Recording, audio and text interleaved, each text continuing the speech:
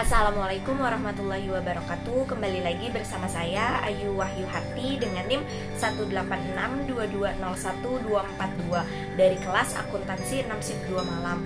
Pada pertemuan ini saya akan menjelaskan kembali terkait materi mulai dari uji validitas, uji reliabilitas, uji asumsi klasik pada analisis regresi linear berganda dengan software SPSS. Kemudian estimasi model regresi, teknik pemilihan model regresi, uji asumsi klasik, uji kelayakan model atau uji F, koefisien determinasi, uji T pada analisis regresi data panel dengan program eViews. Di sini saya akan menjelaskan secara satu persatu, secara komprehensif dan sistematis. Mohon disimak dan dengarkan secara baik-baik. Oke, yang pertama saya bahas yaitu analisis regresi linear berganda. Analisis ini adalah hubungan secara linear antara dua atau lebih variabel independen, yaitu X1, X2, X3 sampai X tak terhingga dengan variabel dependen yaitu variabel Y.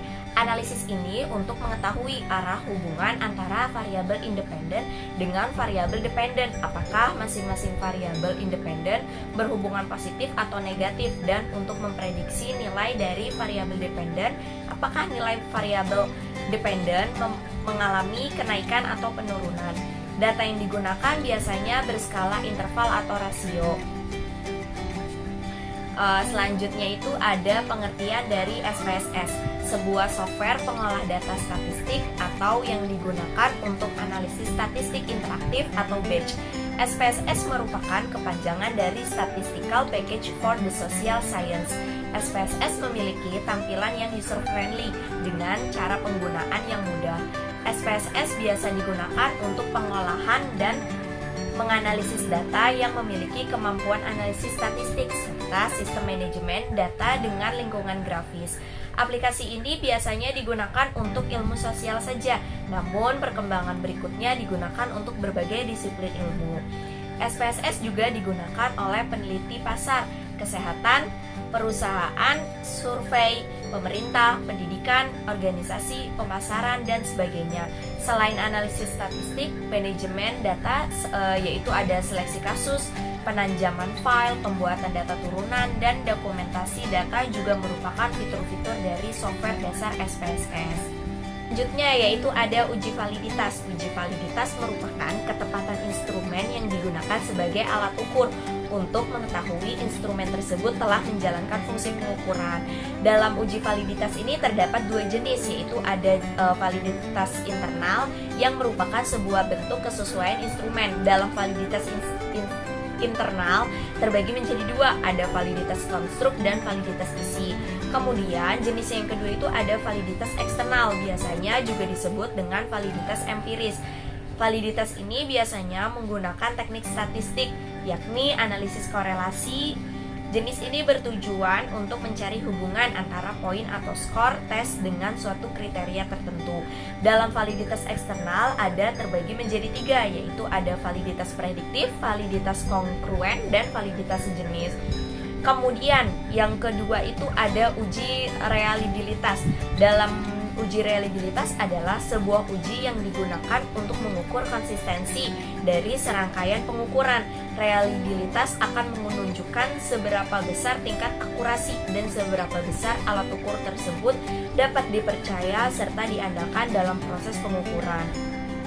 Dalam uji reliabilitas terbagi menjadi tiga, yaitu ada yang pertama koefisien stabilitas.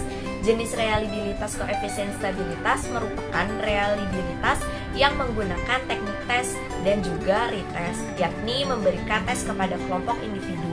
Tes tersebut akan diadakan secara berulang kepada kelompok tersebut, tetapi pada waktu yang digunakan berbeda. Yang kedua ada koefisien konsistensi internal. Reliabilitas jenis ini didapat dengan cara mengkorelasikan dua jenis tes yang berbeda pada suatu kelompok. Namun, skor yang diambil bukanlah skor yang sama, melainkan skor genap untuk tes pertama dan skor ganjil untuk tes kedua. Yang ketiga itu ada koefisien ekuivalen. Koefisien ekuivalen merupakan reliabilitas yang mengkorelasikan dua buah tes yang bersifat paralel pada suatu kelompok dalam waktu yang sama dengan menggunakan metode equivalence from method. Selanjutnya yaitu ada uji asumsi klasik. Uji asumsi klasik adalah analisis yang dilakukan untuk menilai apakah di dalam sebuah model regresi linear ordinary least square atau OLS terdapat masalah-masalah asumsi klasik. Di dalam uji asumsi klasik terbagi menjadi 5 uji. Yang pertama itu ada uji normalitas. Uji normalitas adalah uji yang digunakan untuk melihat nilai residu terdistribusi secara normal atau sebaliknya. Pasalnya, model regresi yang baik dan tepat merupakan regresi yang memiliki distribusi residu secara normal. Maka dari itu, uji normalitas tidak digunakan untuk setiap variabel yang ada pada penelitian, tetapi digunakan untuk nilai residunya. Sementara untuk melakukan tes normalitas, kita dapat menggunakan beberapa tes. Yang pertama itu ada tes histogram, tes normal biplot, tes square, tes Kolmogorov-Smirnov, atau menggunakan tes sweetness dan kurtosis. Untuk jenis yang kedua yaitu ada uji multikolinearitas.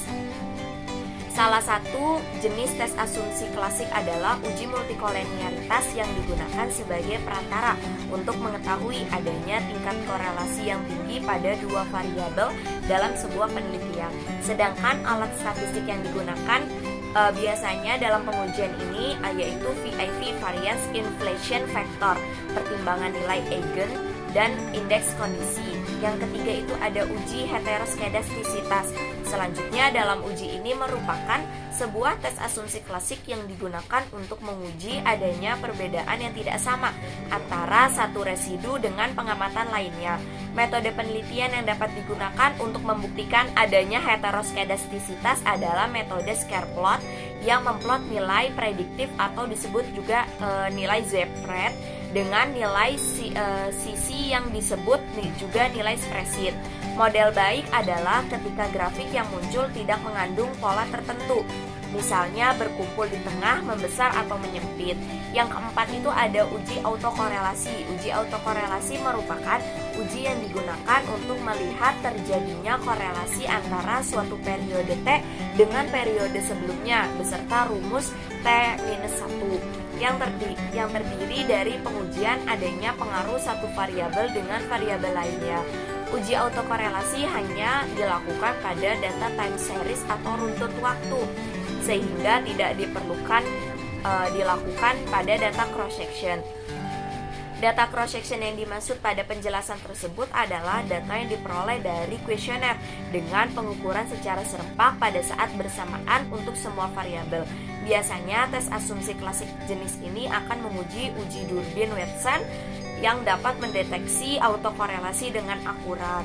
Yang kelima itu ada uji linearitas. Tes asumsi klasik jenis linearitas merupakan salah satu uji yang digunakan untuk melihat data atau tidaknya hubungan linear pada model yang dibangun. Uji ini terdiri atas beberapa jenis, mulai dari scatter plot, analisis grafik residual, metode estimasi kurva, hingga perbandingan eta dan R kuadrat.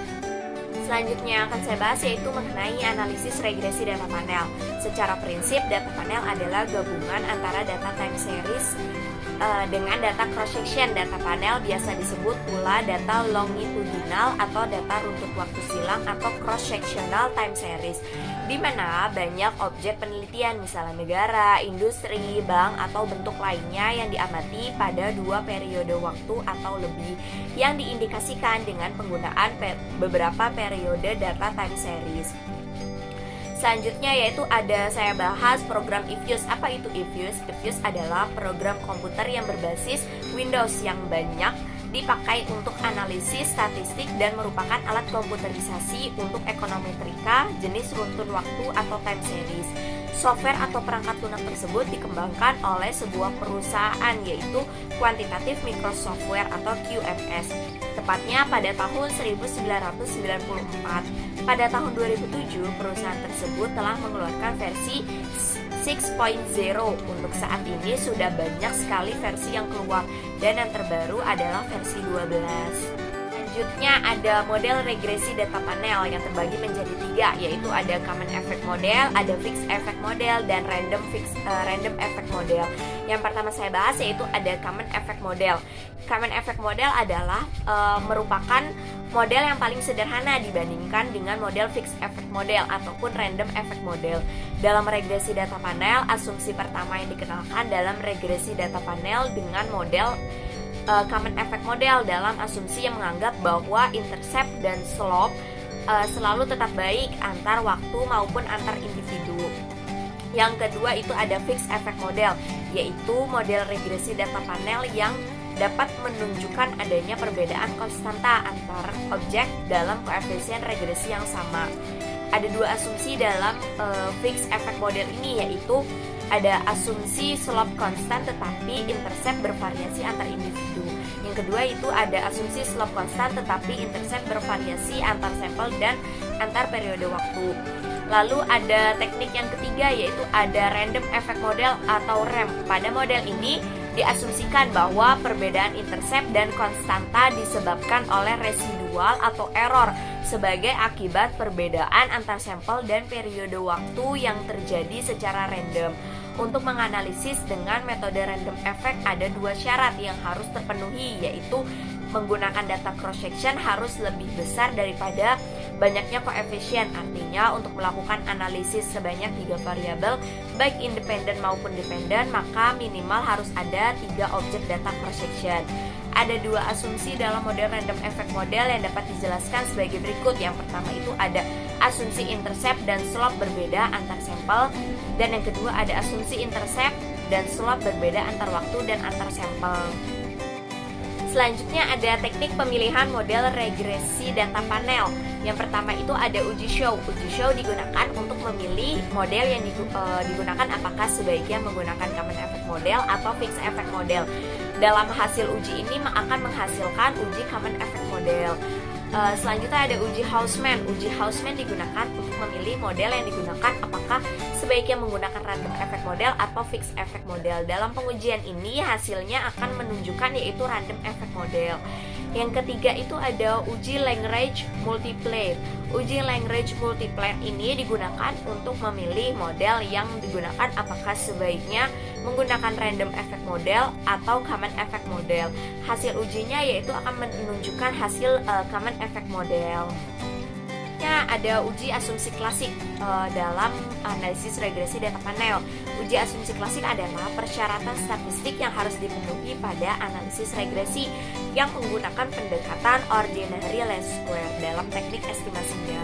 Dengan demikian, perlu atau tidaknya pengujian asumsi klasik tergantung pada hasil pemilihan estimasi model regresi. Dalam regresi data panel yang berbasis OLS adalah common effect model dan fixed effect model. Dengan demikian, perlu dilakukan uji asumsi klasik apabila model regresi yang digunakan dalam bentuk CHAM atau FAM. Sebaliknya, apabila persamaan regresi lebih cocok menggunakan RAM, menggunakan pendekatan General Least Square atau GLS dalam teknik estimasinya. Uji asumsi klasik terdiri dari uji linearitas, uji autokorelasi, uji multikolinearitas, dan normalitas. Walaupun demikian, tidak semua uji dilakukan dalam regresi data panel. Hanya uji multikolinearitas dan heteroskedastisitas yang diperlukan. Yang pertama itu ada uji multikolinearitas. Uji ini perlu dilakukan pada regresi yang menggunakan lebih dari satu variabel bebas. Hal ini untuk mengetahui apakah terjadi hubungan saling mempengaruhi antara variabel bebas yang akan diteliti. Yang kedua itu ada uji heteroskedastisitas. Uji ini perlu dilakukan untuk mengetahui ada atau tidaknya ketidaksamaan varian dari residual model regresi data panel. Selanjutnya itu ada uji kelayakan model atau uji F. Uji kelayakan model atau biasa dikenal dengan uji F digunakan untuk menjelaskan apakah semua variabel bebas yang dimasukkan ke dalam model secara bersama-sama mempunyai pengaruh terhadap variabel terikat, atau dengan kata lain model fit atau tidak. Dalam pengujian ini terdapat dua perhitungan yaitu ada berdasarkan F statistik dengan F tabel dan berdasarkan probabilitas. Kemudian ada koefisien determinasi. Hasil koefisien determinasi menjelaskan seberapa jauh kemampuan model regresi dalam menerangkan variasi variabel bebas yang mempengaruhi variabel terikat. Semakin besar hasil R-squared akan semakin baik karena hal ini mengidentifikasi semakin baik variabel independen dalam menjelaskan variabel dependen. Jika nilai R-squared sama dengan 1, maka naik turunnya variabel Y dipengaruhi 100% oleh variabel X. Namun sebaliknya, apabila nilai R-squared sama dengan 0, maka tidak ada hubungan sama sekali antar variabel X dengan variabel Y. Selanjutnya yaitu ada uji T. Hasil uji T menjelaskan signifikasi pengaruh variabel bebas secara parsial terhadap variabel terikat. Dalam pengujian ini terdapat 2 perhitungan, yaitu berdasarkan tes statistik dengan T-tabel dan berdasarkan probabilitas. Sekian penjelasan ringkasan materi dari pertemuan 8 sampai pertemuan 13 yang dapat saya sampaikan. Semoga bermanfaat untuk kita semua. Kurang lebihnya mohon maaf. Terima kasih. Wassalamualaikum warahmatullahi wabarakatuh.